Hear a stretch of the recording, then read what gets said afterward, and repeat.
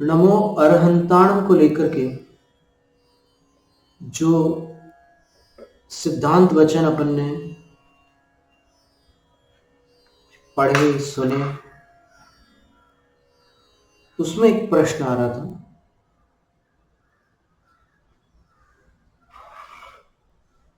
कि अध्यात्म ग्रंथों में ये बात कही गई है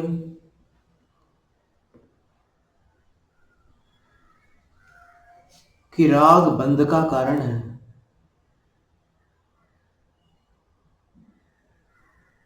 शुभोपयोग से बंध होता है, शुद्धोपयोग से ही मुक्ति मिलती है। तो फिर ये कैसे स्वीकार किया जा सकता है कि अरहंत को किया हुआ नमस्कार आदि कर्मों की निर्जरा का कारण है? सातिशय पुण्य का कारण हो सकता है सम्यक दृष्टि जीव के लिए, और अन्य जीवों के लिए यदि वो भक्ति से कर रहे हैं तो पुण्य का कारण हो सकता है, और श्रवण कर रहे हैं तो फिर विघ्नों का विनाशक हो सकता है। लेकिन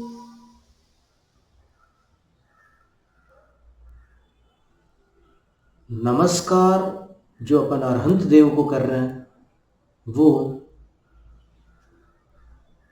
गुणश्रेणी निर्जरा कैसे करा सकता है, ये प्रश्न आता है। और जो आज्ञा प्रधानी शिष्यजन है, भक्तजन है, वो तो यदि धवला की पंक्तियों में लिखा हुआ है कि अरहंत नमस्कार से निर्जरा होती है, तो फिर वो उनको मान्य हो जाता है। लेकिन जो गहराई में जाकर प्रश्नोत्तर करके खोजबीन करके किसी बात को समझना चाहते हैं, उनकी ओर से ये प्रश्न उठ सकता है कि अरहंत नमस्कार करते समय जो निर्जरा हो रही है वो एवं भूत नय से किसके द्वारा हो रही है? निर्जरा का हेतु कौन सा भाव है? तो भावों में भी अपन विभाजन करते हैं। जैसे एक काल में जीव के अंदर जो भाव हो रहा है, उस भाव से किंचित पुण्य किंचित पाप आदि का एक मिश्रण देखने में आता है। जैसे उदाहरण के लिए हम आपको एक सिद्धांत का कथन बताते हैं कि कोई साधु ध्यान में बैठे हैं और वो मोक्ष प्राप्त करने वाले हैं। उदाहरण के लिए अपन तीर्थंकर पार्श्वनाथ भगवान को ले लें। वो ध्यानस्थ हैं, 7 दिनों से वो उपसर्ग चल रहा है, फिर धरणीन्द्र पद्मावती आकर के उपसर्ग निवारण कर रहे हैं, और इसी बीच उनको केवल ज्ञान की प्राप्ति हो रही है। और केवल ज्ञान प्राप्त करने से पूर्व वो जो अपने 6ठे 7वें गुण स्थान में आरोहण अवरोहण में अवस्थित थे, वो अकस्मात 7वें गुण स्थान से ऊपर की ओर गतिमान हो जाते हैं और कभी वापस नीचे न लौटने वाली स्थिति में आ जाते हैं। तो 8वें गुण स्थान में चले गए, 9वें में चले गए। ध्यान की गहन अवस्थाएं हैं, गहराइयां हैं, उसमें वो डूबते चले जा रहे हैं। 8वें गुण स्थान में पहुंच गए, 9वें गुण स्थान में पहुंच गए, 10वें गुण स्थान में पहुंच गए। अब यहां पर अपन विचार करते हैं कि ये 10वें गुण स्थान मोहनीय कर्म के उदय का अंतिम गुण स्थान है। 10वें गुण स्थान के ऊपर मोह का उदय नहीं होता। तो 10वें गुण स्थान में जो मोह का उदय है वो इतना दुर्बल है कि उस मोह में इतनी शक्ति भी नहीं है कि वो मोह का बंध बांध सके। और मोह की मात्र एक कर्म प्रकृति दशम गुण स्थान में ध्यानावस्था में पार्श्वनाथ भगवान के उदय में चल रही है, उस प्रकृति का नाम है सूक्ष्म लोभ। बादर लोभ नवम गुण स्थान में नष्ट हो चुका है। बादर का अर्थ होता है स्थूल, मोटा, सूक्ष्म का अर्थ होता है बारीक। तो वो जो बारीक मोह है उदय में है अभी, और उसके उदय के कारण वो अभी सूक्ष्म सांपराय गुण स्थान में है, अभी वो मोह रहित नहीं है। तो उस लोभ के उदय से उनको 17 कर्म प्रकृतियों का बंध हो रहा है, और स्थिति अनुभाग के साथ में बंद हो रहा है। कौन सी 17 कर्म प्रकृतियां हैं वो भी हम बता देते हैं, आप शांति से सुनते जाइए। यहां पर अपन एक फिल्टर कर रहे हैं, एक अपन खोज कर रहे हैं कि वहां पर दशम गुण स्थान में विराजमान पार्श्वनाथ जिनेंद्र, जिन पर उपसर्ग चल रहा है और फिर उपसर्ग निवारण करने वाले भी वहां पहुंचे हुए हैं, दोनों अपना अपना काम कर रहे हैं। कमठ का जीव अपना काम कर रहा है, धृणेन्द्र पद्मावती अपना काम कर रहे हैं। दो में भक्ति है, एक में वैर है, उनके भाव उनके साथ है, और पार्श्वनाथ भगवान ध्यानस्थ है, उनको इनके प्रति न राग है न द्वेष है, समता भाव में है। लेकिन वो जो उदय में है सूक्ष्म लोभ इतना सूक्ष्म है कि वो अपना ही बंध नहीं बांध सकता, मोहनीय कर्म का बंध नहीं होता। दशम गुण स्थान में मोहनीय की बंध विच्छित्ति नवम में हो जाती है, लेकिन 17 अन्य कर्मों का बंध हो रहा है। कौन से 17 कर्मों का बंध हो रहा है? तो मतिक ज्ञानावरण के 5 भेद हैं। मतिक ज्ञानावरण, श्रुतिक ज्ञानावरण, अवधिक ज्ञानावरण, मनः पर्याय ज्ञानावरण और केवल ज्ञानावरण। इन 5 का बंध बांध रहे हैं पार्श्वनाथ भगवान। सिद्धांत के नियम का उल्लंघन तीर्थंकर भी नहीं करते। सूक्ष्म लोभ का उदय है तो इन कर्मों का बंध होके ही रहेगा, उसको कोई नहीं टाल सकता। फिर दर्शनावरण कर्म की 4 प्रकृतियों का बंध बांध रहे हैं। चक्षुर दर्शनावरण, अचक्षुर दर्शनावरण, अवधि दर्शनावरण और केवल दर्शनावरण। ठीक है। फिर अंतराय कर्म की 5 प्रकृतियों का बंध बांध रहे हैं। दानांतराय, लाभांतराय, भोगांतराय, उपभोगांतराय और वीर्यांतराय। 5 ज्ञानावरण, 4 दर्शनावरण और 5 अंतराय कर्मों का बंध बांध रहे हो। घाती कर्मों में से एक मोहनीय कर्म का बंध वहां पर नहीं हो सकता, लेकिन 3 घाती कर्मों का बंध हो रहा है। तो कितनी प्रकृतियां हुई है? 14। 5 और 4 9, 9 और 5 14। ये 14 कर्म प्रकृतियों का बंध दशम गुण स्थान में पार्श्वनाथ भगवान बांध रहे हैं। और कौन सी प्रकृतियां हैं? क्योंकि कुल संख्या 17 है कर्म प्रकृतियों की, तो बाकी प्रकृतियां जो है वो अघाती कर्म संबंधी है। और अघाती कर्म संबंधी जो प्रकृतियां हैं उनमें नाम, गोत्र और वेदनीय, ये 3 कर्म हैं। आयु कर्म का बंध मोक्षगामी जीव नहीं करते, ये अकाट्य नियम है, क्योंकि बंधी हुई आयु का फल भोगे बिना मुक्ति नहीं होती, इसलिए ये बंद ही नहीं कर सकते आयु कर्म का। मोक्षगामी जो होते हैं, तद्भव मोक्षगामी जीवों को आयु का बंध नहीं होता। चरम शरीर थे पार्श्वनाथ भगवान। तो अब ये स्पष्ट हो गया कि 8 कर्मों में से दो कर्मों का बंध नहीं हो रहा है उनको मूल प्रकृति की अपेक्षा।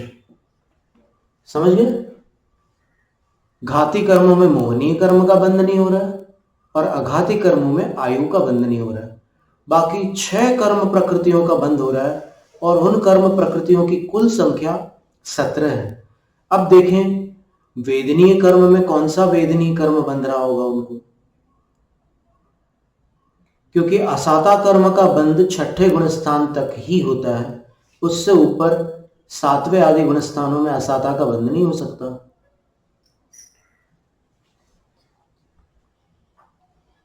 तो साता का बंध हो रहा है। ठीक है, दशम गुण स्थान के अंतिम समय तक साता वेदनीय कर्म का बंध स्थिति अनुभाव के साथ होता है। तो 14 में एक प्रकृति जुड़ गई, 15 हो गई। फिर गोत्र कर्म, गोत्र कर्म में नीच गोत्र कर्म का बंध प्रथम और द्वितीय गुण स्थानों में होता है, भगवान दशम गुण स्थान में है। तो अब कौन सा गोत्र कर्म बचा? 2 ही गोत्र होते हैं, उच्च और नीच गोत्र। तो उच्च गोत्र का बंध हो रहा है उनको, पार्श्वनाथ भगवान को दशम गुण स्थान में।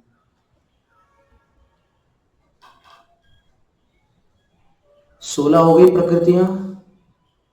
अब नाम कर्म, नाम कर्म में ऐसी कौन सी प्रकृति बाकी रह गई जो दशम गुण स्थान में बनती हो? तो मात्र एक नाम कर्म की प्रकृति है जिसका नाम है यशस कीर्ति। यश कीर्ति नाम कर्म का बंध उनको वहां हो रहा है दशम गुण स्थान में, और बाकी किसी कर्म का बंध नहीं हो रहा है। अब विचार करने की बात है, दशम गुण स्थान में कौन सा उपयोग है, शुभोपयोग या शुद्धोपयोग?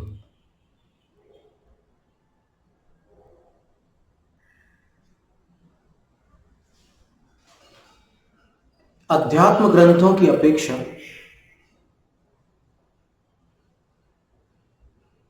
शुद्धोपयोग है।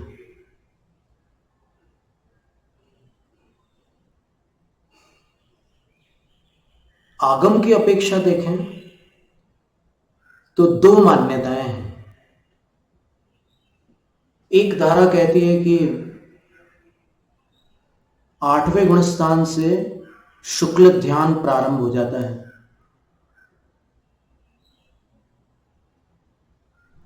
और 10वें गुण स्थान में भी शुक्ल ध्यान चलता है, प्रथम शुक्ल ध्यान। दूसरी धारा कहती है धवला की 13वीं पुस्तक में कि धर्म ध्यान चलता है दशम गुण स्थान तक, उससे ऊपर शुक्ल ध्यान होता है। मूलाचार ग्रंथ में एक गाथा आती है, ओसंतोदुपुदत्तम झायदि जाणम विदक्क विचारम क्षीण कसाओ झायदि एयत्त विदक्क विचारम। थोड़ा आज शास्त्रीय विषय है, पर अगर मन स्थिर हो सके तो आप सावधानी से सुनकर इसका लाभ ले सकते हैं।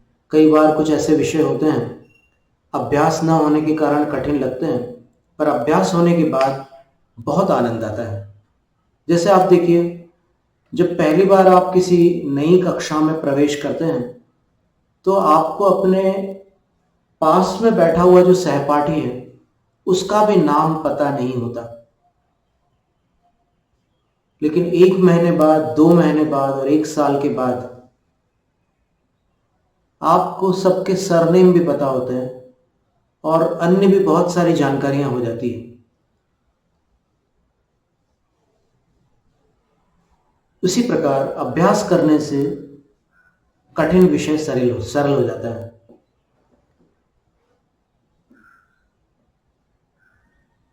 निर्जना का कारण क्या है, इस प्रश्न का उत्तर अपन निकालते हैं। अगर अपन तत्वार्थ सूत्र में देखें तो तत्वार्थ सूत्र ग्रंथ में एक सूत्र आता है 9वें अध्याय में, ध्यान का जहां वर्णन किया आचार्य महाराज ने, वहां पर वो कहते हैं परे मोक्ष हेतु, एक सूत्र है। परे का अर्थ होता है अंत के 2 ध्यान। 4 प्रकार के ध्यान होते हैं, आर्त ध्यान, दुखी होना, रौद्र ध्यान, सांसारिक विषयों में खुशी मनाना, हिंसा, झूठ, चोरी, परिग्रह में खुश होना रौद्र ध्यान है। और वियोग में, संयोग में, रोग में और अप्राप्त भोगों को लेकर दुखी होना आर्त ध्यान है। तो दुखी होना आर्त ध्यान है और खुशी मनाना रौद्र ध्यान है। तो ये दो दुर्ध्यान है। फिर दो सद ध्यान भी है, धर्म ध्यान, शुक्ल ध्यान। ये दोनों मोक्ष के कारण है। ये जैन सिद्धांत का अभिमत है कि ये दोनों मोक्ष के कारण है। अब इसमें अपन देखें कि आचार्य कुंदकुंद स्वामी धर्म ध्यान को कौन सा भाव मानते हैं। तो अष्टपाहुड़ ग्रंथ में भाव पाहुड़ की 76वीं गाथा पर अपन जाते हैं। वहां पर आचार्य लिखते हैं,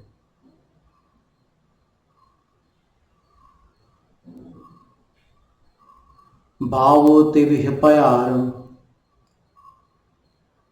सुहासुहम शुद्धमेव जानीह असुहम च अट्टरुद्धम सुधम मंजिणवरिंदेहि। भाव 3 प्रकार का है। जीव के अंदर भाव जो होता रहता है उसके 3 भेद हैं, शुभ, अशुभ और शुद्ध। हे भव्य जीवों अथवा हे शिष्य, तुम भाव के 3 भेद जानो। भाव 3 प्रकार के होते हैं ऐसा जानो। अब 3 प्रकार के भावों में अशुभ भाव कौन सा है, शुभ भाव कौन सा है। तो आचार्य उत्तर दे रहे हैं, असुहम च अट्टरुद्धम। अशुभ भाव आर्त ध्यान और रौद्र ध्यान है। ठीक है, जिस अशुभ भाव को अध्यात्म में पाप का कारण बताया है वो आर्त और रौद्र ध्यान है। शुभ धम्मम, शुभ भाव क्या है, धर्म ध्यान। ध्यान देना, धर्म ध्यान शुभ भाव है और मोक्ष का कारण भी है। धर्म ध्यान मोक्ष का कारण है या संसार का? मोक्ष का कारण है। तो इससे ये बात प्रमाणित होती है कि ये जो अरहंत नमस्कार आदि शुभ भाव है, धर्म ध्यान है, ये भी संवर निर्जरा में सहायक है। साक्षात मोक्ष का कारण तो शुक्ल ध्यान होता है, शुद्ध भाव होता है। यद्यपि धर्म ध्यान का भी एक ऐसा स्तर होता है, एक ऐसी अवस्था होती है धर्म ध्यान की जहां पर उसको भी शुद्धोपयोग में ग्रहण किया गया है। समय पाहुड़ ग्रंथ में ही ये चर्चा आचार्य जयसेन स्वामी ने प्रस्तुत की है कि धर्म ध्यान भी परम समाधि रूप होता है, शुद्धोपयोग रूप हो सकता है। तो अब इसमें फिर ऐसा विभाग आ सकता है किसी के मन में कि जो वो शुद्धोपयोग रूप जो धर्म ध्यान है वही संवर निर्जरा और मोक्ष का कारण होगा, बाकी धर्म ध्यान तो बंध का कारण होगा, पुण्य का कारण होगा। लेकिन ऐसा आचार्यों ने नहीं कहा। तत्वार्थ सूत्र में सीधा लिखा है कि परे मोक्ष हेतु धर्म ध्यान और शुक्ल ध्यान मोक्ष के ही कारण है। धर्म ध्यान से जो पुण्य का संचय होता है वो पुण्य जीव को संसार में फंसाने वाला पुण्य नहीं होता, वो पुण्य उसको और आगे बढ़ने की सामग्री प्रदान करने वाला पुण्य होता है, मोक्ष मार्ग पर आगे बढ़ाने वाला पुण्य होता है। भाव संग्रह ग्रंथ में देवसेन आचार्य महाराज ने लिखा है, केवल नमोकार मंत्र के विषय में हम ये चर्चा कर रहे हैं। सम्माइठी पुण्यम न होई संसार कारणम नियमा मुखस होई हेउ जय विज्ञानम न सो कुणई। सम्माइठी पुण्यम, सम्यक दृष्टि का पुण्य, न होई संसार कारणम नियमा, संसार का कारण नियम से नहीं होता। सम्यक दृष्टि का पुण्य संसार का कारण नियम से नहीं होता। तो एक नियम बन गया। क्या नियम बना कि सम्यक दृष्टि का पुण्य नियम से संसार में भटकाने वाला पुण्य नहीं है, संसार का कारण नहीं है। और मोक्षस्य हो ही है वो, फिर किसका कारण है? मोक्ष का कारण है।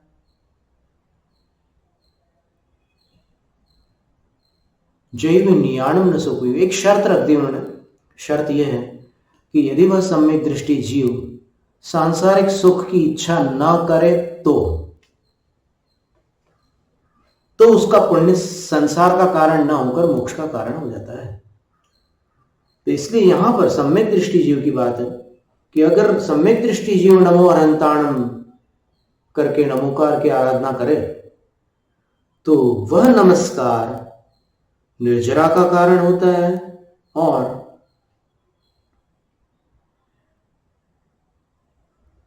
यहां पर एक पंक्ति लिखी जयधवला में वीरसेन आचार्य महाराज ने, न चेदम असिद्धम सुह शुद्ध परिणामी ही कमखया भावे तखयानुगति दो। ये बात असिद्ध नहीं है कि अरहंत नमस्कार कर्मों की निर्जरा करता है। आचार्य उत्तर दे रहे हैं कि शुभ परिणाम और शुद्ध परिणाम, इन दोनों से कर्मों का क्षय होता है। अगर इन दोनों से कर्मों के क्षय का अभाव मानोगे तो फिर कर्मों का क्षय किसी भाव से नहीं हो सकता। तो ये बात स्पष्ट हुई कि कर्मों का क्षय शुभ भाव से और शुद्ध भाव से, दोनों भावों से होता है। शुभ भाव धर्म ध्यान है, शुद्ध भाव शुक्ल ध्यान है। तो पार्श्वनाथ भगवान को जो कर्मों का बंध हो रहा था, 17 कर्म प्रकृतियां बंद हो रही थी, उसकी तुलना में जो कर्मों की निर्जरा हो रही थी वो असंख्यात गुणित थी। तो इसलिए देखो, आप अशुभ भाव भी, अगर मान लो कोई ऐसा अशुभ भाव कर रहा है जिससे उसको नरक जाना पड़ेगा, तो नरक जाते समय भी उसको कुछ एकदम एकांत से सारे पाप कर्मों का ही बंध हो, ऐसा नियम नहीं होता। देखो, वैकृत शरीर एक ऐसा नाम कर्म है जो पुण्य प्रकृति है। अब वो चाहे नरक गति में हो या फिर देव गति में हो, वैकृत शरीर नाम कर्म पुण्य प्रकृति में लिया गया है। तो नरक जाने वाला जीव है, उसको वैकृत शरीर का भी बंध तो होगा ही। तो अशुभ भाव वाले जीव को भी कुछ पुण्य प्रकृतियों का बंध हो सकता है, शुभ भाव करने वाले को भी कुछ पाप प्रकृतियों का बंध हो सकता है। जैसे उदाहरण के लिए